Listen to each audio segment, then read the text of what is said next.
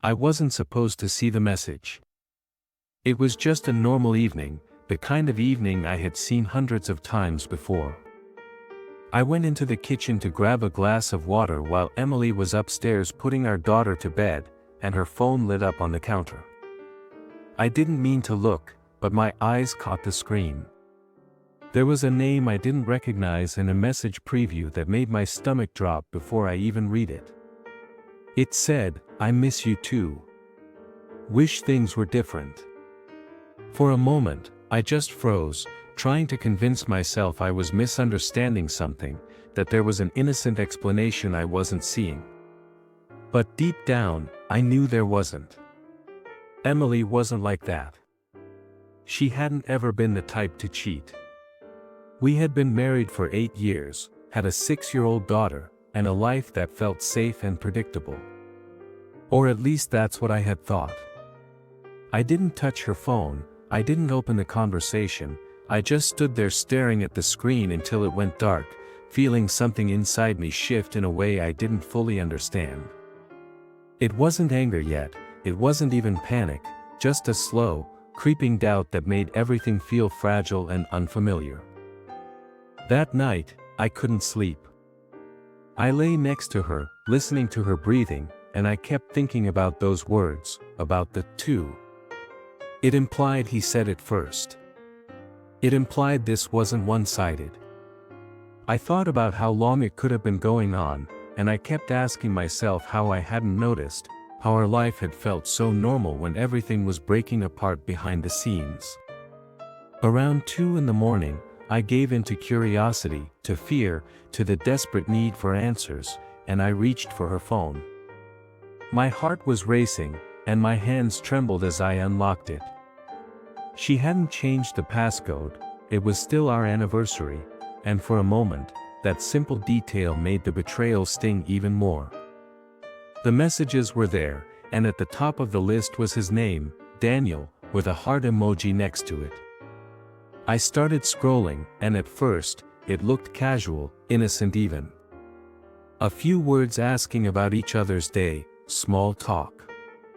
But the more I read, the more it became clear that this wasn't just a friendly catch-up. There were inside jokes I didn't understand, references to shared memories, subtle hints of intimacy, and a familiarity that made my chest tighten with a mix of fear and disbelief. And then I saw the message that made it impossible to ignore. "Do you ever regret choosing him?" Her reply came a few minutes later, "Sometimes. But it's complicated." I set the phone down, feeling the weight of something I couldn't name, something unfinished and unresolved. The next morning felt unreal. Emily moved through the kitchen making pancakes, our daughter sat at the table, absorbed in her coloring, sunlight pouring through the window. Everything looked ordinary, but I felt disoriented, like I was standing in someone else's life. When Emily smiled at me and kissed my cheek, it didn't feel comforting, it felt wrong. I told myself I would wait, observe, try to understand before confronting her. And as I watched, I noticed the small things, how she held her phone, how she typed messages with pauses, how she looked away when I asked casually who she was texting. She said it was work, but I didn't believe her.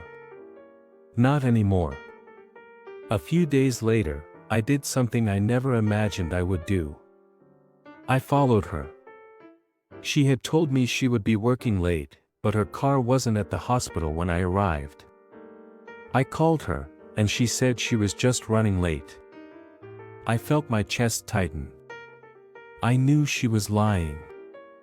That night, when she returned, she acted normal, talked about the long shift and the busy hospital, and I nodded, played along, pretending I didn't already know the truth. And in that moment, I realized that I was lying too, not out loud, but to myself, pretending everything was fine when it clearly wasn't. The next day, I waited for a moment when her phone was unattended. When she went to take a shower, I picked it up. I scrolled and saw a message from him, "Same place tonight?"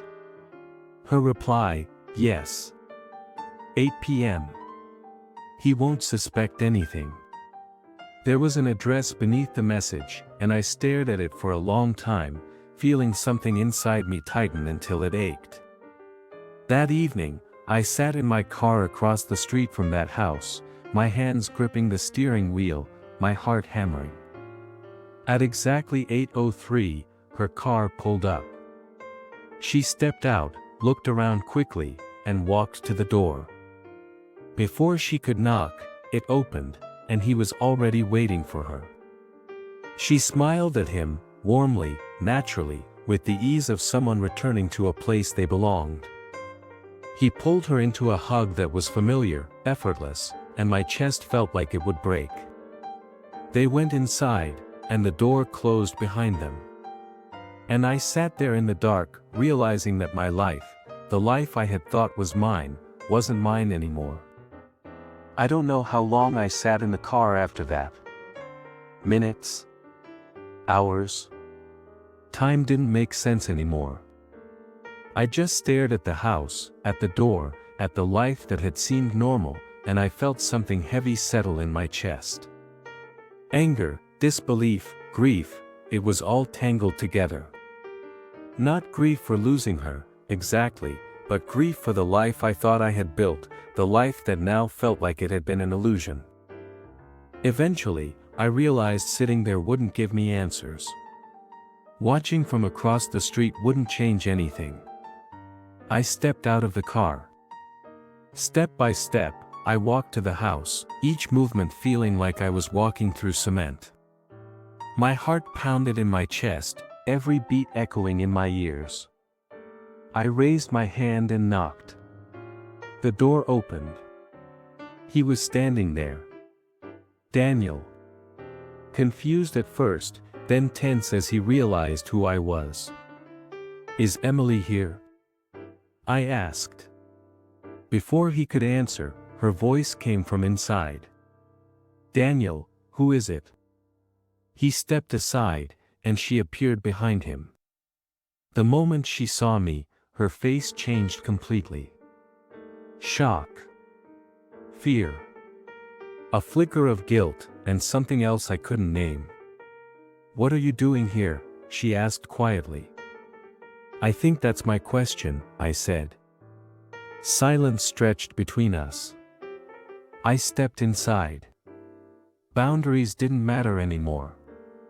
The house smelled lived in, warm, ordinary, and yet it felt alien. My eyes fell on the photos scattered across the room. Pictures of them together. Some old, but some recent. Smiling, comfortable, close in a way I had never seen with me. "How long?" I asked. She didn't answer. "How long?" I repeated. "A few months," she whispered. I nodded slowly, trying to process the truth. Then I looked at him. "Can you give us a minute?" He hesitated, then left quietly. The door closed behind him. Suddenly, it was just the two of us. "Months," I said, my voice quiet, almost hoarse. "You've been lying to me for months." "It's not what you think," she said, trembling. "I know exactly what I think," I said. "I saw the messages. I saw you come here. This isn't accidental. This isn't harmless." Tears streamed down her face. "It just happened," she said. I laughed bitterly. "Nothing like this just happens.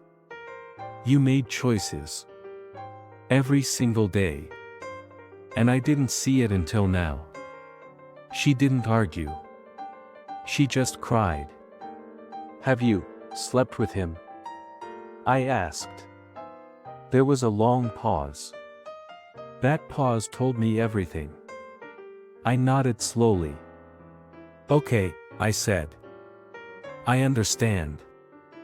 "I didn't plan this," she said quickly. "At first, it was just talking. Catching up. Then, feelings came back. I didn't mean for it to go this far. So what am I? I asked. A placeholder? The safe choice? The one you could rely on while your heart went somewhere else? No, she said, almost immediately. You're my husband. The father of our child. You're everything. But not the one you were choosing, I said. She didn't respond. I asked, quietly, does he know about us? About our daughter? He knows I'm married, she said. That's not what I asked. Does he know about her? No, she whispered. I felt cold rage mixed with exhaustion. So you erased her? Erased us? I didn't know how to tell him, she said.